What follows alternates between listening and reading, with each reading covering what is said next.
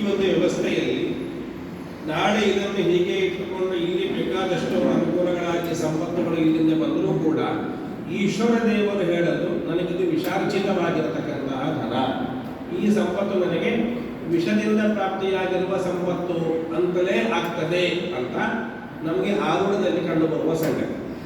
ನಾನು ಹೇಳಿದ ಸರಿ ಅರ್ಥ ಮಾಡಿಕೊಳ್ಳಿ. ನನಗೇನು ಶ್ಲೋಕ ಇದೆ ನಾನು ಆ ಶ್ಲೋಕವನ್ನು ಹೇಳು, ನಾನು ಅದರ ಫಲವನ್ನು ಹೇಳೋದು ಬಿಟ್ಟರೆ ಮತ್ತಿದ್ರೆ ನನ್ನ ಸ್ವಂತಿಕೆಯಾಗಿರತಕ್ಕಂಥ ಯಾವ ಅಭಿಪ್ರಾಯಗಳು ಕೂಡ ಇಲ್ಲ. ನಾನು ಇಲ್ಲಿ ಗ್ರಹಸ್ಥಿತಿಯನ್ನು ಹೇಳಬೇಕು. ಗ್ರಹಸ್ಥಿತಿ ಹೀಗೆ ಹೇಳುವಂತ ನನಗೆ ತೋರಿಸಿಕೊಟ್ಟದ್ದು ಮಹಾಲಿಂಗೇಶ್ವರ ದೇವರು. ವೃಶ್ಚಿಕ ಮಾಸದಲ್ಲಿ ಪ್ರಶ್ನೆ ಆಗಬೇಕು ಅಂತ ನಿಯಮ ಇಲ್ಲ, ವೃಶ್ಚಿಕ ರಾಶಿ ಉದಯಾಗಿ ಬರಬೇಕು ಅಂತ ನಿಯಮ ಇಲ್ಲ. ಆ ನಿಯಮ ನಮಗೆ ದೇವರು ಮಾಡಿಕೊಟ್ಟದ್ದು ಆಗಿರುವುದರಿಂದ ಕ್ರೂರ ಸಾಹಸಿಕ ವಿಸರ್ಜಿತನ ಶಾಸ್ತ್ರಾಂತಕ ಅಳಿಸ್ಥಿತೆ ಅಂತ ಫಲ ಇರುವುದರಿಂದ ಮತ್ತೆ ಈ ಭೂಮಿ ಎನ್ನುವಂತಹದ್ದು ಅನಾದಿಯಲ್ಲಿ ದೇವರಿಗೆ ಯಾವ ವಿಷಯದಲ್ಲಿ ಮೂಲಭೂತವಾಗಿ ಸಾಧನವಾಗಿತ್ತು ಅದನ್ನು ಹಾಗೆ ಉಳಿಸಿಕೊಂಡು, ಈಗ ನಾಳೆ ನಾವು ಇದನ್ನು ತೆಗೆದು ಮತ್ತೆ ಮತ್ತೊಂದು ಬಿಲ್ಡಿಂಗ್ ಕಟ್ಟೋದು ಅಂತ ಅರ್ಥ ಆಗಬಾರ್ದು. ಮತ್ತೆ ನಾನು ಹೇಳಿದ ಅರ್ಥ ಇಲ್ಲ. ಇದನ್ನು ಮೂಲಭೂತವಾಗಿ ಏನು ಒಂದು ಗದ್ದೆ ಎನ್ನುವಂತಹದ್ದು ಇತ್ತು, ಅಲ್ಲಿ ಒಂದು ಅಲ್ಲಿಂದ ಇಲ್ಲಿಂದ ಹೇಗೆ ಒಂದು ಅದೇ ಅಲ್ಲಿ ಇಲ್ಲಿ ಬೇಕು ಏನು ಬೇಕು ಇಲ್ಲಿಂದ ತೆನೆ ಹೋಗುವಂತಹ ವ್ಯವಸ್ಥೆ ಏನಾದರೂ ಒಂದು ಸಾಧನಗಳು ಇಲ್ಲಿ ಬೇಕಾಗುವ ಸಂಕಲ್ಪವನ್ನು ನಾವು ಮಾಡಿಕೊಂಡ್ರೆ ಪ್ರಾಯಶಃ ಈ ವ್ಯವಸ್ಥೆಗಳು ಒಂದು ಒಳ್ಳೆಯ ರೀತಿಯಲ್ಲಿ ಒಂದು ಪರಿಸಮಾಪ್ತಿಯಾಗುವಂತಹ ಸಾಧ್ಯತೆಗಳು ಉಂಟು. ಒಂದು. ಎರಡನೇದಾಗಿ ಇವತ್ತು ಈ ವಿಷಯದಲ್ಲಿ ನಾವು ರಾಶಿ ಇಟ್ಟಾಗ ಈ ಗಜನಾಶದ ಒಂದು ದೋಷ ಅಂತ ಏನಿದೆ ಬಹಳ ಪುರಾತನ, ಈ ದೇವರ ಆವಿರ್ಭಾವಕ್ಕೆ ಕಾರಣೀಭೂತವಾಗಿರುವ ಸಂಗತಿ. ಸ್ಯಾತ್ ಭೂತರಾಕ್ಷಸೋ ಬ್ರಹ್ಮರಾಕ್ಷಸೋ ನರಭೋಜಿನಿ ಬಾಲಪ್ರವಚ್ಚಿಣಿ ಖ್ಯಾತ್ಯಾ ಸ್ವರ್ಕ್ಷಸ್ಥಃ ಕ್ಷಿತಿನಂದನಃ. ಆರುಣಪತಿಯಾಗಿರತಕ್ಕಂತಹ ಅಂಗಾರಕ ಇವತ್ತು ಆರುಣದಲ್ಲಿ ಎದ್ದುಕೊಂಡು ಕೊಡುವಂತಹ ಬಾಧೆಯ ಫಲ ಅಂತ ಆಗಿರ್ತದೆ. ಅದರಿಂದಾಗಿ ಆ ಗಜರಾಕ್ಷಸ್ಸಿನ ಒಂದು ಪರಿಹಾರವನ್ನು ಕೂಡ ಮಾಡಿಕೊಂಡು ಆನಂತರ ಇದರ ಮೂಲಭೂತವಾಗಿರುವಂತಹ ಇಲ್ಲಿಂದ ತನೆಯನ್ನು ನಾವು ತಗೊಂಡು ಹೋಗಿ ಮಾಡ್ತೇವೆ ಎನ್ನುವ ಸಂಕಲ್ಪವನ್ನು ನಾವು ಪ್ರಾಮಾಣಿಕವಾಗಿ ತೊಟ್ಟಾಗ ಇದು ಒಳ್ಳೆಯ ರೀತಿಯಲ್ಲಿ ಪರಿಸಮಾಪ್ತಿಯಾಗ್ತದೆ. ಮತ್ತೆ ಇದರ ಈ ವಿಷಯದಲ್ಲಿ ಯಾರಿಗೂ ಸಂಶಯ ಬೇಡ, ಮತ್ತೆ ಯಾರು ಕೂಡ ತಪ್ಪು ತಿಳ್ಕೊಳ್ಬೇಡಿ. ಈ ವಿಷಯದಲ್ಲಿ ದೇವರಿಗೆ ಸರಿಯಾದಂತಹ ಒಂದು ಒಪ್ಪಿಗೆ ಎನ್ನುವಂತಹದ್ದು ಇಲ್ಲ. ಇದನ್ನು ಇಟ್ಟುಕೊಳ್ಳುವ ವಿಷಯದಲ್ಲಿ ದೇವರಿಗೆ ಒಂದು ಪೂರ್ಣವಾದಂತಹ ಮನಸ್ಥಿತಿಯೂ ಕೂಡ ಇಲ್ಲ. ಅದರಲ್ಲಿ ಸಂಶಯಗಳು ಬೇಡ. ಯಾಕಂದ್ರೆ ದೇವಕೋಪವೇ ಇದರಲ್ಲಿ ಉಂಟು. ಯಾಕಂದ್ರೆ ಜೀವೇ ಬ್ರಾಹ್ಮಣ ಶಾಪಂಚ ದೇವಾನಾಮಪಿ ಕೋಪನಂ. ಈ ವಿಷಯದಲ್ಲಿ ಒಂದು ದೇವಕೋಪ ಚತುರ್ಥಪತಿಗೆ ಆಶ್ರಯ ಕೊಟ್ಟಂತಹ ಅದು ಸರಿ, ಚತುರ್ಥಾಧಿಪತಿಯಾಗಿರತಕ್ಕಂತಹ ಶನಿಗೆ ಆಶ್ರಯ ಕೊಟ್ಟಂತಹ ಗುರು ದೇವಕೋಪವನ್ನು ತೋರಿಸಿಕೊಡ್ತಾ ಇದ್ದಾರೆ. ಏನು ಈ ಭೂಮಿ ನನ್ನ ಭೂಮಿ, ಈ ಭೂಮಿಗೆ ಏನು ನೀವು ಆಶ್ರಯ ಕೊಟ್ಟಿದ್ದೀರಿ, ಈ ಬಿಲ್ಡಿಂಗ್ ಅಂತ ಇದು ಸಭಾಭವನ, ಈ ವಿಷಯದಲ್ಲಿ ಗುರು ಬಾಧೆಯಲ್ಲಿ ಕೂತುಕೊಂಡು ಒಂದು ಪ್ರತ್ಯೇಕವಾದಂತಹ ದೇವಕೋಪವನ್ನೇ ತೋರಿಸಿಕೊಡ್ತಾ ಇದ್ದಾನೆ. ಅದರಿಂದಾಗಿ ಇದನ್ನು ಇಟ್ಟುಕೊಳ್ಳುವಂತಹ ವಿಷಯದಲ್ಲಿ ದೇವರಿಗೆ ಒಂದು ಪೂರ್ಣವಾದಂತಹ ಮನಸ್ಥಿತಿ ಇಲ್ಲ. ಪ್ರಾಕ್ಟಿಕಲ್ ಸಮಸ್ಯೆಗಳು 100% ಉಂಟು, ನಾನು ಇಲ್ಲ ಅಂತ ಹೇಳೋದಿಲ್ಲ. ಆದರೆ ಇಲ್ಲಿ ಕೂತುಕೊಂಡು ಗ್ರಹಸ್ಥಿತಿ ಎದುರುಗಡೆ ಕೂತುಕೊಂಡು ನಾನು ಪ್ರಾಕ್ಟಿಕಲ್ ವಿಷಯವನ್ನು ಮಾತನಾಡಲಿಕ್ಕೆ ಆಗೋದಿಲ್ಲ. ನನಗನ್ನಿಸ್ತದೆ ಇಲ್ಲಿಯ ಲಕ್ಷಣವನ್ನು ನೋಡುವಾಗ, ಗ್ರಹಸ್ಥಿತಿಯನ್ನು ನೋಡುವಾಗ, ಮತ್ತೆ ಇದರಲ್ಲಿ ಸರ್ಪಗೋಪಾದಿಗಳು ಮತ್ತೆ ಏನು ಈ ಶಾಸ್ತ್ರಾರನಿಗೆ ಹೇಳಿದಂತಹ ಸಮಸ್ಯೆಗಳು ದೋಷಗಳು ಪ್ರತ್ಯೇಕವಾಗಿ ಉಂಟು. ಅದನ್ನು ನಾವು ಪರಿಹಾರ ಮಾಡಿಕೊಳ್ಳಿಕ್ಕಿದೆ. ಅದು ನಮಗೆ ಹಿಂದಿನ ನಿರ್ಣಯ ಆಗಿದೆ, ಹಿಂದಿನ ಪ್ರಶ್ನೆ ಅದರ ಪ್ರಕಾರವಾಗಿ ನಾವು ಮುಂದುವರಿಸಿದ್ರೆ ಸಾಕಾಗ್ತದೆ. ಸರ್ಪಗೋಪವೂ ಕೂಡ ಇದೆ. ಮತ್ತೆ ನೀವು ಹೇಳೋದು ಅವರು ಯಾರೋ ಒಂದು ಹೇಳಿದ್ರು ಇದು ಸ್ಮಶಾನ, ಅದು ಇನ್ನೊಂದು ಸ್ಮಶಾನ ಹೇಳಿದೆ ನೀವು ಅಲ್ಲ, ಇದಕ್ಕೆ ತಾಗಿಯೇ ಉಂಟಾದ್ರೆ ಈಗ ತುಂಬ ಜನ ದೈವಜ್ಞರಾಗಿ ಪ್ರಶ್ನೆ ಚಿಂತನೆ ಮಾಡಿದ್ದಾರೆ. ಬೇರೆ ಬೇರೆ ಮನುಷ್ಯ ಎಲ್ಲ ಜನ ಭಕ್ತರ ಮನಸ್ಸಲ್ಲಿ ಉಳಿದದ್ದು ಏನು ಅಂತ ಕೇಳಿದರೆ, ಈ ದೇವಸ್ಥಾನಕ್ಕೆ ಎದುರು ಇದು ಕಟ್ಟಡ ಬಂದ ಕಾರಣ ಆ ಸ್ಮಶಾನವನ್ನು ಈಗ ದಿಕ್ಕ ಹಾಕ್ಲಿಕ್ಕೆ ಆಗುದಿಲ್ಲ ಅಂತ, ಸ್ಮಶಾನವನ್ನು ನೋಡ್ಲಿಕ್ಕೆ ಆಗುದಿಲ್ಲ ಈಶ್ವರನಿಗೆ ಅಂತ ಹೇಳಿ ಹೊಗೆ ನೋಡ್ಲಿಕ್ಕೆ ಆಗುದಿಲ್ಲ ಎಲ್ಲ ಮನಸ್ಸಲ್ಲಿ ಉಂಟು. ಈಗ ಎಲ್ಲ ಚಿಂತನೆಯಲ್ಲಿ ಬೇರೆ ಬೇರೆ ವಿಷಯ ಹೇಳಿದ್ರು, ಉಳಿದದ್ದು ಅದು ಒಂದೇ ಅಂಚಾದ ತೊಂದರೆ ಅಂಚಾದ ತೊಂದರೆ ಅದಕ್ಕೆ ಒಂದು ಅದು ಇದು ತೆಗೆದು ಪರಿಹಾರ ಆಗ್ತದೆ ಎಲ್ಲ ಜನಗಳ ಮನಸ್ಸಿನ ಭಾವ. ಚತುರ್ಥ ಭಾವಕ್ಕೆ ಕುಜನ ದೃಷ್ಟಿ ಮೃಳಗ್ನಗಂ ಪ್ರೇಕ್ಷಕುಜ ಸ್ಮಶಾನೆ ಸರಿಯದು. ಆರೂಢಮತಿಯ ದೃಷ್ಟಿ ಚತುರ್ಥ ಭಾವಕ್ಕೆ ಇರುವುದರಿಂದ ಅದು ಸ್ಮಶಾನ ಭೂಮಿಯಿಂದ ನಿರ್ಣಯ ಆಗ್ತದಲ್ವ, ಲಗ್ನಾಂಶ ರಾಶಿಯಾಗಿ ಸರಿ ಅದು 1 2 3 4 ಇಲ್ಲಿಂದ ಒಂದು 4ನೇ ಗದ್ದೆ ಹಾಗೆ ಏನಾದರೂ ಆಗಿರ್ತಾರೆ ಅಲ್ವಾ? ಆ ಸ್ಮಶಾನ ಭೂಮಿ ಹೇಳುವಂತಹ ಇಲ್ಲಿಂದ 4ನೇ ಗದ್ದೆಯಾಗಿರ್ತಲ್ವ ಅಲ್ವಾ? ಅದರ ಸಂಶಯ ಬೇಡ. ಯಾಕಂದ್ರೆ 4ನೇ ರಾಶಿಯಲ್ಲಿಯೇ ಲಗ್ನಾಂಶ ರಾಶಿ ಇರುವುದರಿಂದ ಅದು ನರರಾಶಿ, ಕುಂಭರಾಶಿ ನರರಾಶಿಯಾಗಿ ಬಂದು ನೃಲಗ್ನಗಂ ಪ್ರೇಕ್ಷ್ಯ ಕುಜಃ ಅಲ್ಲಿ ಭಾವಾಧಿಪತಿಯಾಗಿರ್ತಕ್ಕಂತಹ ಕುಜನ ದೃಷ್ಟಿ ಇರುವುದರಿಂದ ಅದು ಆ ಭಾವಾಧಿಪತಿಯಾಗಿರುವ ಕುಜನ ದೃಷ್ಟಿ ಬಂದಿರೋದ್ರಿಂದ ಅದು ಸ್ಮಶಾನ ಅಂತ ಆಯಿತು. ಅದರಿಂದಾಗಿ ಏನಾಯಿತು, ಈ ದೇವರಿಗೂ ಅಲ್ಲಿಯ ತನಕ ಅದರ ವ್ಯಾಪ್ತಿ ಉಂಟು ಅಂತ ಅರ್ಥ. ಎಲ್ಲವನ್ನೂ ಕೂಡ ದೇವರು ಸ್ವಚ್ಛಂದವಾಗಿ ಕಾಣುವಂತಹ ಒಂದು ವ್ಯಾಪ್ತಿ ಅಲ್ಲಿಯ ತನಕ ಉಂಟು. ಅದರ ಸಂಶಯ ಬೇಡ, ಅದರಲ್ಲಿ ಸಂಶಯ ಇರತಕ್ಕಂತಹದ್ದು ಬೇಡ. ನಿಮಗೆ ಒಂದು ಸಂಶಯ ಉಂಟು. ಈಗ ದೇವರ ಮುಖ ಇರುವುದು ನರಬೀದಿಗೆ ನೇರವಾಗಿ. ಹಿಂದಿನ ಅವರು ಹೇಳಿದ ಪ್ರಶ್ನೆ ಚಿಂತನೆ ಮಾಡುವಾಗ ಶಿವನ ಮೂರ್ತಿ ಅಡ್ಡ ಉಂಟು, ಅದನ್ನು ತೆಗಿಬೇಕು ಅಂತ ಹೇಳಿದ್ವಿ. ಆಯ್ತು, ತೆಗಿ, ಅದು ರಥಬೀದಿಗೆ ನೇರವಾಗಿಲ್ಲ. ಆನಂತರ ನಾವು ಗೋಪುರ ಕಟ್ಟಿದ್ವಿ, ಅದು ಅಡ್ಡ ಅಲ್ವ ದೇವರಿಗೆ. ನಾನು ಕೇಳು, ಮತ್ತೆ ಸ್ಮಶಾನ ಮೊದಲಾದ ದೇವಸ್ಥಾನ ಮೊದಲಾದ ಚಿಂತನೆ ಮಾಡಬೇಕು.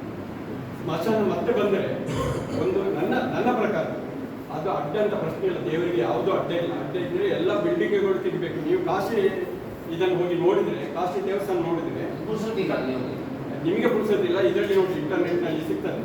ಕಾಶಿ ದೇವಸ್ಥಾನ ಅದರಲ್ಲಿ ಹೋಗಿ ನೋಡಿ, ಚಂದ ಕಾಣ್ತದೆ. ಕಾಶಿ ದೇವಸ್ಥಾನದ ಈಗ ಮೊನ್ನೆ ಇಂಪ್ರೂವ್ಮೆಂಟ್ ಆಗಿದೆ.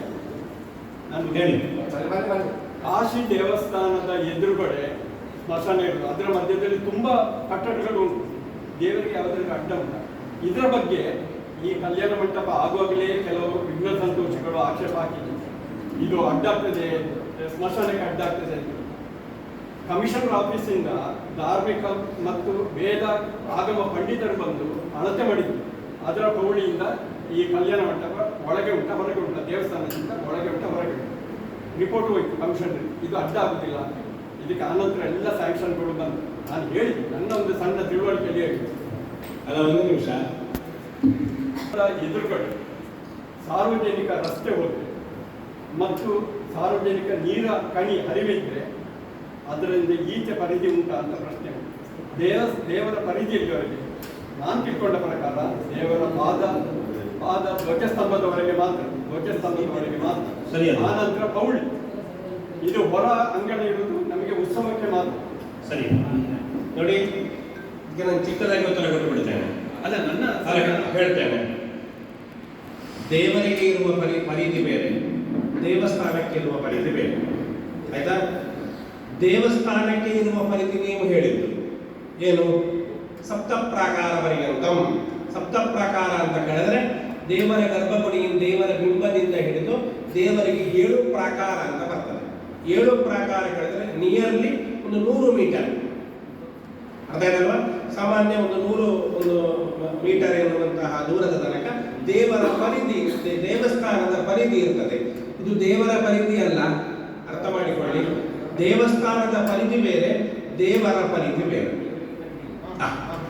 ದೇವರಿಗೆ ಪರಿಧಿ ಎಷ್ಟು ಅಂತ ಕೇಳಿದ್ರೆ ಆವಾಗ ಅವರು ಯಾರು ಹೇಳಿದ ಹಾಗೆ ದೇವರ ಪರಿಧಿ ಇಡೀ ಪುತ್ತೂರು ಎನ್ನುವಂತಹ ಇಡೀ ವ್ಯವಸ್ಥೆಯೇ ಇದು ದೇವರ ಪರಿಧಿ.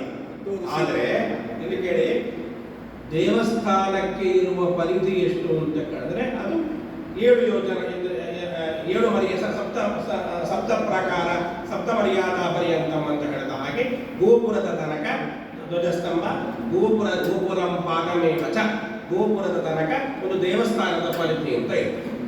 ನಾನು ಹೇಳಿದ ಗೊತ್ತಾಯ್ತಾ? ನೋಡಿ, ನನ್ನ ಹತ್ರ ಒಂದು 10 ಎಕರೆ ಜಾಗ ಇದೆ. ನಾನು ಮನೆ ಮಾಡಿಕೊಳ್ಳೋದು 10 ಎಕರೆಯಲ್ಲಿ ಒಂದು 10 ಸೆನ್ಸಲ್ಲಿ ಒಂದು ದೊಡ್ಡ ಮನೆ ಮಾಡಬಹುದು ಅಲ್ವಾ? ಅದರ ಅರ್ಥ ಏನು? ಮತ್ತೆ ಉಳಿದ ಜಾಗ ನನ್ನದಲ್ಲ ಅಂತ ಅರ್ಥ ಅಲ್ಲ. ಮತ್ತೆ ಉಳಿದ ಜಾಗದಲ್ಲಿ ನನ್ನ ಮನೆ ಇಲ್ಲ ಅಂತ ಅರ್ಥ ಅಲ್ವಾ? 10 ಎಕರೆಯು ನನ್ನದೇ. ಅದರಲ್ಲಿ ಒಂದು 10 ಸೆನ್ಸಲ್ಲಿ ನಾನು ಮನೆ ಮಾಡಿ ಪ್ರಾಕಾರ ಮಾಡಿ ಕಟ್ಟಿದ್ದೇನೆ. ನನ್ನ ಮನೆ ಇಷ್ಟರಲ್ಲಿ ಉಂಟು, ಆದರೆ ನನ್ನ ಜಾಗ ಅದೆಲ್ಲವೂ ಕೂಡ ಸೇರಿಕೊಂಡು. ಹಾಗೆ ದೇವರ ಪರಿಧಿ ಬೇರೆ, ದೇವಸ್ಥಾನದ ಪರಿಧಿ ಬೇರೆ. ನೀವು ಹೇಳಿದ್ದು 100ಕ್ಕೆ 100 ಸತ್ಯ. ಅದು ದೇವರ ಪರಿಧಿ ಅಲ್ಲ, ಇದು ದೇವಸ್ಥಾನದ ಪರಿಧಿ. ಇದು ದೇವಸ್ಥಾನದ ಪರಿಧಿಯಲ್ಲಿ ಬರುವುದಿಲ್ಲ, ತೊಂದರೆ ಇಲ್ಲ. ಆದರೆ ದೇವರ ಪರಿಧಿಯಲ್ಲಿ ಬರ್ತದೆ. ದೇವಸ್ಥಾನದ ಪರಿಧಿಯಲ್ಲಿ ಯಾವುದೂ ಬರ್ಲಿಕ್ಕಿಲ್ಲ. ಏನು ಬರ್ಲಿಕ್ಕೆ ಉಂಟು ಅದು ಮಾತ್ರ ಬರ್ಲಿಕ್ಕೆ, ಆಯ್ತಾ? ಅಡ್ಡ, ದೇವರಿಗೆ ಅಡ್ಡ ಉಂಟೋ ಇಲ್ವಾ ಅಂತ ಕೇಳಿದರೆ ಎಲ್ಲವೂ ನೀವು ಉಂಟ ಅಂತ ಕೇಳಿದರೆ ಯಾವುದೂ ಇಲ್ಲ, ಇಲ್ವಾ ಅಂತ ಕೇಳಿದರೆ ಎಲ್ಲವೂ ಕೂಡ ಉಂಟು, ಇಲ್ವಾ? ಈ ಕಂಬದಲ್ಲಿ ದೇವರಿದ್ದಾರಾ ಅಂತ ನಾವು ಕೇಳಿದ್ರೆ, ನೀವು ಕೇಳಿದ್ರೆ ಇದ್ದಾರೆ ಅಲ್ವಾ? ಇಲ್ಲ ಅಲ್ಲವಾ ಅಂತ ಹೇಳಿದ್ರೆ ಇಲ್ಲ. ಉಂಟಾ?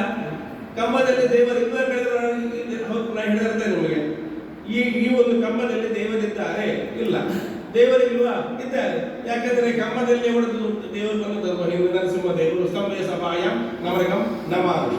ನೋಡಿ, ಹಾಗೆ ನಾವು ಮಾತನಾಡಿದ್ರೆ ದೇವರಿಗೆ ಅಡ್ಡ ಇಲ್ವಾ ಮತ್ತೊಂದಿಲ್ವಾ ಅಂತ ಕೇಳಿದ್ರೆ ಇಡೀ ದೇವಸ್ಥಾನ, ಅದಕ್ಕೋಸ್ಕರ ದೇವಸ್ಥಾನಕ್ಕೆ ದೇವರ ಪರಿಧಿ ಅಂತ ಇರುತ್ತೆ. ಅರ್ಥ ಆಯ್ತಲ್ವಾ? ಈ ದೇವರ ಪರಿಧಿಯಲ್ಲಿ ಇದೆಲ್ಲವೂ ಕೂಡ ಸೇರ್ತದೆ. ಮತ್ತೆ ಈ ಸ್ಮಶಾನ ಇದೆಲ್ಲವೂ ಕೂಡ ದೇವರಿಗೆ ಸಂಬಂಧಪಟ್ಟ ಹಾಗೆ ಇರುವಂತಹ ಸಾಧನ. ಈಶ್ವರ ದೇವರಿಗೂ ಸ್ಮಶಾನಕ್ಕೂ ಒಂದು ಅವಿನಾಭಾವವಾಗಿರತಕ್ಕಂತಹ ಸಂಬಂಧ ಸಾಮಾನ್ಯವಾಗಿ ಇದ್ದೇ ಇರುತ್ತದೆ, ಅದರಲ್ಲಿ ನಿಮ್ಗೆ ಸಂಶಯ ಬೇಡ. ಇದು ಬಹಳ ಪುರಾತನದಲ್ಲಿ ಈ ದೇವಸ್ಥಾನಗಳಲ್ಲಿ ಆ ದೇವರಿಗೆ, ಈಶ್ವರ ದೇವರಿಗೆ, ಈಗ ನೀವು ಹೇಳಿದ ಹಾಗೆ ಕಾಶಿಯಲ್ಲಿ, ನಾವು ಕಾಶಿಯಲ್ಲಿ ಪ್ರಶ್ನೆ ಇಟ್ಟಾಗ ನೋಡಬೇಕು, ಆದರೆ ಅದು ನಮಗೆ ಪ್ರಮಾಣ ಅಲ್ಲ. ನಾನು ಹೇಳ್ತಾ ಇಲ್ಲ, ಯಾವುದೇ ನೋಡಿ, ಯಾವುದೇ ದೇವಸ್ಥಾನದ ವ್ಯವಸ್ಥೆಗಳು ಕೂಡ ಅದು ನಮಗೆ ಪ್ರಮಾಣ ಅಲ್ಲ. ನಮಗೆ ಪ್ರಮಾಣ ಶಾಸ್ತ್ರವೇ ಪ್ರಮಾಣ. ಅಲ್ಲಿ ಹಾಗೆ ಮಾಡಿದ್ದಾರೆ, ಅಲ್ಲಿ ಹಾಗೆ ಮಾಡಿ ಸರಿಯಾಗಲಿಲ್ವಾ, ನಾವು ಹೀಗೆ ಮಾಡುವ ಅಂತ ಕೇಳಿದ್ರೆ ಅದು ನಮಗೆ ಪ್ರಮಾಣ ಅಲ್ಲ. ನಾನು ಹೇಳ್ಬೇಕಂತ ನಾನು ಅದೇ ಹೇಳಿದ್ದು, ಅಲ್ಲಲ್ಲಿ ಒಂದೊಂದು ಪ್ರದೇಶಕ್ಕೆ, ಒಂದೊಂದು ವ್ಯವಸ್ಥೆಗೆ, ಒಂದೊಂದು ಇದುಗಳು, ಸಂಪ್ರದಾಯಗಳು ಬದಲಾವಣೆ ಅಂತ ಆಗ್ತದೆ. ಇಲ್ಲಿಗೆ ಆಗುವಾಗ ನಾವು ಇಲ್ಲಿ ವಿಮರ್ಶೆ ಮಾಡುವಾಗ ಈ ವಿಷಯದಲ್ಲಿ ದೇವರಿಗೆ ಒಂದು ಅತೃಪ್ತಿ ಎನ್ನುವಂತಹದ್ದು ಉಂಟು, ಸಂಶಯ ಅಂತಕ್ಕಂತಹದ್ದು ಬೇಡ. ಮತ್ತೆ ಅದು ಸ್ಮಶಾನಕ್ಕೆ ದೃಷ್ಟಿ ಬರ್ತದೆ, ಮತ್ತೊಂದಾಗ್ತದೆ, ಇದೆಲ್ಲ ವಿಷಯ ಬಿಟ್ಟುಬಿಡುವ. ನಮಗೆ ಇಲ್ಲಿ ಕಾಣುವಂತಹದ್ದೇನು ಅಂತ ಹೇಳಿದ್ರೆ ದೇವರಿಗೆ ಸಂಬಂಧಪಟ್ಟ ವ್ಯಾಪ್ತಿ ಆ ಸ್ಮಶಾನ ತನಕ ಕೂಡ ಉಂಟು, ಸಂಶಯ ಇಲ್ಲ. ಈ ಭೂಮಿಯಲ್ಲಿ ಒಂದು ಆನೆಗೆ ಸಂಬಂಧಪಟ್ಟಂತಹ ಯಾವುದೋ ಒಂದು ದೊಡ್ಡ ಒಂದು ಘಟನೆ ಈ ಭೂಮಿಗೆ ಒಂದು ಸಂಬಂಧಪಟ್ಟದ್ದಾದದ್ದಿದೆ, ಅದರಿಂದಾಗಿ ಆ ಗಜರಕ್ಷಸ್ಸು ಕೂಡ ಇದೆ. ಅಷ್ಟೇ ಅಲ್ಲ, ಅದನ್ನೇ ಉದ್ದೇಶವಾಗಿ ಇಟ್ಟುಕೊಂಡು ಇಲ್ಲಿಂದ ತೆನೆ ತಗೊಂಡು ಹೋಗಿ ದೇವರಿಗೆ ತೆನೆ ಕಟ್ಟುವಂತಹ ಪದ್ಧತಿಗಳು ಕೂಡ ಅದು ಇತಿಹಾಸ ಭಾವ ಕನ್ಯಾ ರಾಶಿಯಾಗಿರುವುದರಿಂದ ಆ ಪದ್ಧತಿಗಳು ಕೂಡ ಅನಾದಿಯಲ್ಲಿ ಇದ್ದದ್ದು. ಇನ್ನು ನಾವು ಮುಂದಕ್ಕೆ ಇದನ್ನು ಆ ವ್ಯವಸ್ಥೆಯಲ್ಲಿಯೇ ಕಾಪಾಡಿಕೊಂಡು ಬರುವುದು ಅಂತಾಗಿದ್ದರೆ, ಇದನ್ನು ತೆಗೆದು ಹಾಗೆ ಮಾಡುವುದಕ್ಕೆ ನಾವು ಸಿದ್ಧರಾಗಿರುವುದು ಹೌದಾಗಿದ್ದರೆ ಅದು ದೇವರಿಗೆ ತೃಪ್ತಿಯಾಗುವುದು. ನಾವು ಈ ಬಿಲ್ಡಿಂಗ್ ಅನ್ನು ತೆಗೆದು ನಾವು ಇನ್ನೊಂದು ನಾಲ್ಕು ದೊಡ್ಡ ಬಿಲ್ಡಿಂಗ್ ಕಟ್ತೇವೆ ಅಂತ ನಾವು ಹೊರಟ್ರೆ ಪ್ರಾಯಶಃ ಅದು ಒಂದು ತೆಗೆದು ಮತ್ತೊಂದು ಸಮಸ್ಯೆಯನ್ನು ನಾವು ಮಾಡಿದಾಗೆ ಆಗ್ಬೋದಷ್ಟೇ ಹೊರತು, ಇದನ್ನು ಆ ವ್ಯವಸ್ಥೆಯಲ್ಲಿ ನಾವು ಕಾಪಾಡಿಕೊಂಡು ಬಂದರೆ ಅದು ದೇವರಿಗೆ ತೃಪ್ತಿಯೂ ಆಗ್ತದೆ. ನಾನು ಹೇಳೋದಿರ್ತಾ ಇದರಲ್ಲಿ ಪ್ರಾಕ್ಟಿಕಲ್ ನಾನು ಮಾತಾಡ್ತಾ ಇಲ್ಲ. ಪ್ರಾಕ್ಟಿಕಲ್ ಅದು ಪ್ರತ್ಯೇಕ, ಅದು ವೈಯಕ್ತಿಕವಾಗಿ ನೋಡಿ. ನಾವು ಕೊಟ್ಟದ್ದು ಯಾವುದೂ ಕೂಡ ವ್ಯರ್ಥ ಅಲ್ಲ. ನದೇವ ದೋಷಣ ವ್ರತ. ನಾನು ಒಂದು ವಿಷಯ ಹೇಳ್ತೇನೆ, ನೀವು ಹಿಂದೆ ಕಮಿಟಿಯವರು ಸೇರಿಕೊಂಡು ಇಷ್ಟು ಜನರ ಸಂಪತ್ತನ್ನು ಒಟ್ಟು ಮಾಡಿ ಏನು ದೇವರಿಗೆ ನೀವು ಅರ್ಪಣೆ ಮಾಡಿದ್ದೀರಾ ಅದು ತೆಗೆದರೂ ಕೂಡ ಇವತ್ತು ಅದು ಯಾವುದೂ ಕೂಡ ನಾಶ ಅಲ್ಲ, ಅದು ವ್ಯರ್ಥ ಅಲ್ಲ. ಅದು ನೀವು ಆ ಹೊತ್ತಿಗೆ ಅದು ಮಾಡಿರುವಂತಹದ್ದು ಸತ್ಯವೇ, ಅದು ಸಾರ್ಥಕವೇ. ಇವತ್ತು ಅದು ಈ ವ್ಯವಸ್ಥೆಯಲ್ಲಿ ಆ ದೇವರಿಗೆ ಅದು ತೃಪ್ತಿಯಾಗಲಿಲ್ಲ. ನೀವು ಆವತ್ತು ಯಾವ ವ್ಯವಸ್ಥೆಯಲ್ಲಿ ಮಾಡಿದ್ದೀರಿ, ಕೇಳಿ ಮಾಡಿದ್ದೀರೋ ಇಲ್ಲೋ ನನಗೆ ಗೊತ್ತಿಲ್ಲ. ಇವತ್ತಿನ ಈ ಗ್ರಹಸ್ಥಿತಿಯಲ್ಲಿ ಒಪ್ಪಿಗೆ ಬರಲಿಲ್ಲ, ಅನುಕೂಲ ಇಲ್ಲ. ಅದರಿಂದಾಗಿ ಸರ್ಪದೋಷವೂ ಕೂಡ ಬಂದಿದೆ, ಅಯ್ಯಪ್ಪನ ವಿಷಯದಲ್ಲಿಯೂ ಬಿರುದೆ ಬಂದಿದೆ, ಇನ್ನು ದೇವಕೋಪವೂ ಕೂಡ ಬಂದಿದೆ. ಇದರಿಂದಾಗಿ ನಾನು ಹೇಳುವಂತಹದ್ದು ಇದನ್ನು ನಮಗೆ ಇಟ್ಟುಕೊಳ್ಳುವಂತಹದ್ದು ಅನುಕೂಲ ಆಗೋದಿಲ್ಲ. ಎಲ್ಲ ಭಕ್ತಾದಿಗಳಿಗೂ ಗೊಂದಲ ಏನು ಅಂತ ಹೇಳಿದ್ರೆ, ಈಗ ಅವರು ಹೇಳಿದಾಗೆ ಅವರವರ ಅವಧಿಗಳಲ್ಲಿ ಅವರವರು ಬಂದು ಒಂದೊಂದು ರೀತಿಯನ್ನು ಮಾಡಿ ಮತ್ತೆ ಮುಂದಿನ ಅವಧಿ ಬರುವಾಗ ಅದು ಬೇಡ, ಅದು ಕೂಡ ಪ್ರಶ್ನೆ ಚಿಂತನೆಯಲ್ಲೇ ನೋಡಿಕೊಂಡು ಎಲ್ಲ ಅದನ್ನು ಬೇರೆ ಬೇರೆ ಕಡೆಗೆ ಎಲ್ಲ ವರ್ಗಾವಣೆ ಮಾಡಿ. ಈಗಲ್ಲಿ ನಾವು ಭಕ್ತಾದಿಗಳು ಗೊಂದಲಕ್ಕೆ ಬಿದ್ದಿದ್ದೇವೆ. ಈಗ ಯಾವುದು ಸರಿ, ಯಾವುದು ತಪ್ಪು ಅನ್ನೋದು ನೀವು ಹೇಳೋದು ಕೂಡ ದೇವರದ್ದು ಏನು ಪ್ರೇರಣೆ ಆಗುತ್ತೆ ಅದನ್ನೇ ನಮಗೆ ಹೇಳುವಂಥದ್ದು. ಅದು ನಾವು ಒಪ್ಪಿಕೊಳ್ತೇವೆ, ಇಲ್ಲ ಅಂತ ಯಾವತ್ತೂ ಕೂಡ ಹೇಳ್ಬೇಕು. ಹಾಗಿರುವಾಗ ಈಗ ನೋಡಿ, ಈಗ ಅಲ್ಲಿ ನಾಗನ ಕಟ್ಟೆಯನ್ನು ಇದು ಚರಂಡಿ ಇದೆ, ಕೊಳಚೆ ನೀರು ಹೋಗುವಂಥ ಚರಂಡಿ. ಅದರ ಹತ್ತಿರದಲ್ಲಿ ಯಾರಾದರೂ ನಾಗನ ಕಟ್ಟೆ ಕಟ್ತಾರೆ ಅಂತ ಹೇಳ್ಬೋದು. ಇದಾದರೂ ಬಿಡಿ, ಇದು ಏನೋ ಆಗಿದೆ ಹೋಗಿದೆ, ಅಂಥದ್ದೆಲ್ಲ ಮಾಡಿ ಈಗ ನಷ್ಟ ಆದದ್ದು ಯಾರಿಗೆ? ಭಕ್ತಾದಿಗಳಿಗೆ. ಇದರಿಂದ ಅವರಿಗೆ ನಷ್ಟ ಅಂತಲ್ಲ, ಭಕ್ತಾದಿಗೆ ನಷ್ಟ ಆಗಿದೆ. ಈಗ ಭಕ್ತಾದಿಗಳಿಗೆ ಏನಾಗಿದೆ ಅಂದರೆ ವಿಶ್ವಾಸ ಹೋಗ್ತಾ ಇದೆ, ಹಾಗೆ ಆಗಬಾರ್ದು ಅಂತ ಹೇಳುವಂಥದ್ದು. ಮತ್ತೊಂದು ನಮ್ಮ ಹಿರಿಯರು ಹೇಳಿದಾಗ ಒಂದು ಚಿನ್ನದ ತೆನೆ ಇಲ್ಲಿ ಇತ್ತು ಅಂತ ಹೇಳುವಂಥದ್ದು ಒಂದು ಕೇಳಲ್ಪಟ್ಟಿದೆ ನಮಗೆ. ಚಿನ್ನದ ತೆನೆ, ಚಿನ್ನದ ತೆನೆ ಬೆಳೆದಿದೆ ಅಂತ ಹೇಳುವಂಥದ್ದು ಒಂದು ನಮ್ಮ ಹಿರಿಯರು ಹೇಳಿದ್ದು ನಮಗೆ ಗೊತ್ತಿಲ್ಲ. ಮತ್ತೆ ಅದನ್ನೇ ನಾನು ಆ ಮಾತು ಕೂಡ ಹೇಳಿರುವಂತಹದ್ದು. ಚಿನ್ನದ ತೆನೆಯಂತಹ ತೆನೆಯನ್ನು ನಾವು ಈಶ್ವರ ದೇವರಿಗೆ ತಗೊಂಡು ಕಟ್ಟಿದರೆ ಅದು ಈಶ್ವರ ದೇವರಿಗೆ ಚಿನ್ನ ಅಂತ ಅರ್ಥ. ಇಲ್ಲಿ ಬರುವಂತಹ ನೀವು ಏನು ಬೇಕಾದರೂ ಹೇಳಿ, ಇಲ್ಲಿ ಬಂದ ಸಂಗತಿ ಅದೇ ಅಲ್ವಾ? ನಾನು ಮೊದಲೇ ಹೇಳಿದ್ದದೇ ಅಲ್ವಾ? ಏನೋ ಇಲ್ಲಿ ಒಂದು ತೆನೆ ಬೆಳೀತಾ ಇತ್ತು, ಅದನ್ನು ತಗೊಂಡು ಹೋಗಿ ಕಟ್ತಾ ಇತ್ತು. ಚಿನ್ನದ ತೆನೆ ಅಂತ ಹೇಳಿದ್ರೆ ಇಲ್ಲಿ ಬಂದದ್ದು, ಇಲ್ಲಿ ಉತ್ಪತ್ತಿಯಾದದ್ದು ಆ ತೆನೆ, ಅದು ಈಶ್ವರ ದೇವರಿಗೆ ಪ್ರೀತಿ. ಎಷ್ಟು ಪ್ರೀತಿ ಅಂತ ಹೇಳಿದ್ರೆ ಚಿನ್ನ ಬೆಳೆದಷ್ಟು ಪ್ರೀತಿ ಅಂತ ಅರ್ಥ. ದೊಡ್ಡ ಸಂಪತ್ತಾಗಿ ಪರಿಣಾಮ ಆಗ್ತದೆ ಎನ್ನುವಂತಹದ್ದೇ ಲಕ್ಷಣ. ಅಲ್ಲಿ ಇದಕ್ಕಿಂತ ಜಾಸ್ತಿ ನಾವು ರಾಶಿಯಲ್ಲಿ ಇಟ್ಟು ನಾವು ಹೇಳಿದ ನಂತರ ನೀವು ಚಿನ್ನದ ತೆನೆ ಇಲ್ಲಿ ಇಟ್ಟು ಇಲ್ಲಿ ಇತ್ತು ಅಂತ ನೀವು ಹೇಳೋದು ಹೌದಾಗಿದ್ದರೆ ಇದಕ್ಕಿಂತ ಜಾಸ್ತಿ ನಾವು ಇನ್ನೇನು ಹೇಳಬೇಕಾಗಿಲ್ಲ. ನನ್ನದೊಂದು ಪ್ರಶ್ನೆ. ಈಗಿನ ಆಡಳಿತ ಮಂಡಳಿ ಮತ್ತು ಮಾನ್ಯ ಶಾಸಕರು ಪೂರ್ವ ತಯಾರಿ ಮಾಡಿದ್ದಾರೆ. ಆದ್ದರಿಂದ ಇವತ್ತು ಈ ಪ್ರಶ್ನಾ ಚಿಂತನೆಗೆ ಕಾರಣ. ಇವತ್ತು ನಿಮ್ಮ ಚಿಂತನೆಯಲ್ಲಿ ಈ ಕಟ್ಟಡವನ್ನು ತೆರವು ಮಾಡಬೇಕು ಅನ್ನೋ ವಿಚಾರ ನಿಮ್ಮಲ್ಲಿ ಬಂತು. ಮತ್ತು ಆ ಗುಡಿಗಳಿಗೆ ಪ್ರತ್ಯೇಕ ವ್ಯವಸ್ಥೆ ಕನ್ಯಾಮೂಲೆಯಲ್ಲಿ ನಾಗನ ನಿರ್ಮಾಣ ಆಗುವುದು ಇದ್ದದ್ದೇ. ಈಗ ಈಶಾನ್ಯಕ್ಕೆ ಬಂದರೆ ಅದರಲ್ಲಿ ಸ್ಥಳಾವಕಾಶಿದ್ರೆ ಅಲ್ಲಿ ಮಾಡ್ಬೋದು. ಮತ್ತು ಈ ರಾಜಬೀದಿಯಿಂದ ಈಶಾನ್ಯ ಸಂಪೂರ್ಣ ಮತ್ತೆ ಗದ್ದೆ ಮಾಡುವಂಥ ವ್ಯವಸ್ಥೆ ಮಾಡಿದರೆ ಬಹಳ ಉತ್ತಮ. ಇಷ್ಟರವರೆಗೆ ನಾವು ಚರ್ಚೆಗೆ ಬಂದಿಲ್ಲ. ಇವತ್ತು ಆ ದೇವರೇ ಕಳಿಸಿದ್ದಾರೆ. ಸ್ವಲ್ಪ ವಾಸುವಿನ ಬಗ್ಗೆ ಸಮಗ್ರ ಅಧ್ಯಯನ ಮಾಡಿದ್ದೇನೆ. ಸಾಮಾನ್ಯ ತಿರುಮಳದಿಂದಲೇ ಅಧ್ಯಯನ ಮಾಡಿದ್ದ ನನ್ನ ಗುರು. ಆದ್ದರಿಂದ ಇದು ಪೂರ್ವಕಾಲದಲ್ಲಿ ಸಂಪೂರ್ಣ ದೇವರ ಮಾರುಗದ್ದೆ ಅಂತ ಇತ್ತು. ಉತ್ಸವ ಕಾಲಕ್ಕೆ ಆ ಕಟಾವೆಲ್ಲ ಆಗ್ತದೆ, ಜಾಗ ಎಲ್ಲ ವ್ಯವಸ್ಥೆ ಆಗ್ತದೆ. ಇದು ತೆರವು ಮಾಡಿ ಈಗ ಬಂಗಾರದ ತೆನೆ ಇತ್ತಂತ ಹೇಳ್ತಾರೆ, ಅದೆಲ್ಲ ಗದ್ದೆನೇ ನಾಶ ಆಗಿದೆ. ಶಾಸಕರು ಮತ್ತೆ ಈ ಅರ್ಧ ಭಾಗವನ್ನಾದರೂ ಸಂಪೂರ್ಣ ಗದ್ದೆ ಮಾಡಬೇಕು. ಈಶಾನ್ಯ ಒಂದು ಈಶ್ವರನ ಪ್ರತಿಮೆ ಇಟ್ಟಿದ್ದಾರೆ ಅಲ್ಲಿಯವರೆಗೂ. ಮತ್ತು ಅಲ್ಲಿ ಲಾಸ್ಟಿಗೆ ಒಂದು ಕಂಬಳ ಮತ್ತು ಆ ಕಡೆಯೂ ಮಾಡಿ ದಕ್ಷಿಣ ಭಾಗಕ್ಕೆ ಇಂತಹ ಕಟ್ಟಡಗಳನ್ನೆಲ್ಲ ನಿರ್ಮಾಣ ಮಾಡಿ ಅದರಿಂದ ಸಂಪತ್ತು ಭಗವಂತನಿಗೆ ಹೋಗಿ. ಇದೊಂದೇ ನನ್ನ ಲಾಸ್ಟ್ ಮಾತು. ಒಂದು ಕ್ಲಾರಿಫಿಕೇಶನ್ ಈಗ ಆಗುವುದಿಲ್ಲ. ಯಾಕಂತ ಹೇಳಿದ್ರೆ ಇದು ಕನ್ವರ್ಟೆಡ್ ಲ್ಯಾಂಡ್, ಅಗ್ರಿಕಲ್ಚರ್ ಲ್ಯಾಂಡ್ ಅನ್ನು ಕನ್ವರ್ಟ್ ಮಾಡಿ ನಮಗೆ ಕೊಟ್ಟು ಆಗ ಕೃಷಿಯೇತರ ಕೃಷಿ ಭೂಮಿ ಚಟುವಟಿಕೆ ಅಂತೇಳಿ ಮಾಡಲಿಕ್ಕಾಗುತ್ತಿಲ್ಲ. ಕೃಷಿ ಭೂಮಿಯನ್ನು ನೀವು ಮಾಡಿದರೆ ಗೌರ್ಮೆಂಟ್ ವಾಪಸ್ ತಗೊಂಡು ದೇವರ ಚಿಂತನೆಗೆ ಬರ್ತದೆ ನೋಡಿ ನೀವು. ಅರ್ಥ ಗದ್ದೆ ಅದೆಲ್ಲ ಆದರೆ ಉತ್ತಮ ಇದಾಗಿದೆ. ಮತ್ತೆ ಗದ್ದೆ ಮಾಡೋದು ಅದೆಲ್ಲ ಭಕ್ತರ ಸಭೆಯಲ್ಲಿ ಮಾಡ್ಬೋದು, ಮಾತಾಡ್ಬೋದು, ಯೋಚನೆಗಳು ಮಾಡ್ಬೋದು. ನಮಗೆ ಇನ್ನೂ ಒಂದಷ್ಟು ಬೇರೆ ವಿಷಯಗಳ ಬಗ್ಗೆ ಮಾತಾಡಲಿಕ್ಕೆ ಹಾಗೆ ನೀವು ಇದು ಮಾಡಿದ ಅದೇ ದೇವರಿಗೆ ಮಾಡಬೇಕಾದ್ರು. ಹಿಂದೆ ಒಂದು ಸಂಪ್ರದಾಯ ಪ್ರಕಾರ ದೈವಾರಾಧನೆ ನಡೀತಾ ಇತ್ತು. ಒಂದು ಇದಿತ್ತು, ಎಂಥದ್ದು ನಡೆಯ ಒಳಗೆ ದೈವ ಆರಾಧನೆ ಆಗ್ತದೆ. ಆ ನಡೆಯ ಒಳಗೆ ದೈವಾರಾಧನೆ ಆಗಬೇಕಾದ್ರೆ ಎದುರುಗಡೆಗೆ ಬಂದು ಅಂಗಣಕ್ಕೆ ದೈವ ಇಳಿತಾ ಇರಲಿಲ್ಲ. ಕಾಲಕ್ರಮೇಣ ಅಲ್ಲಿ ಇದು ಬಂತು, ನಮ್ಮ ಏನು ಈ ಥರದ ರಾಜಗೋಪುರ ಬಂತು. ಅದರ ಒಳಗೆ ದೈವನಲ್ಲಿ ಕುಣಿಲಿಕ್ಕೆ ಆಗುವುದಿಲ್ಲ. ಈಗ ಎದುರುಗಡೆ ಅಂಗಣದಲ್ಲಿ ಅದು ದೈವ ಕುಣಿಯುವಂಥ ವ್ಯವಸ್ಥೆ, ನೇಮ ಆಗುವಂಥ ವ್ಯವಸ್ಥೆ ಆಗಿದೆ. ಅದು ಸರಿಯಾದ ತಪ್ಪ ಅಲ್ಲ. ಒಂದು ನಿಮಿಷ, ಈಗ ನೀವು ಯಾವ ದೇವರ ಬಗ್ಗೆ ಮಾತಾಡ್ತಾ ಇದ್ದೀರಾ? ದೈವ ಅಲ್ಲ, ಯಾವ ದೈವ? ರಕ್ತೇಶ್ವರಿ ಮತ್ತು ಚಾಮುಂಡಿ. ಈಗ ಇಲ್ಲ, ಈಗ ಈ ಹಿಂದೆ ಒಂದು ಹಿಂದುಗಡೆಯಿಂದ ಅಲ್ಲೊಂದು ಇದ್ದಿತ್ತು, ಒಂದು ಇದ್ರ ಹಾಗೆ ಅಂಗಣ. ನಡೆ ಅವರು ಕೇಳ್ತಾ ಇರೋದೇನು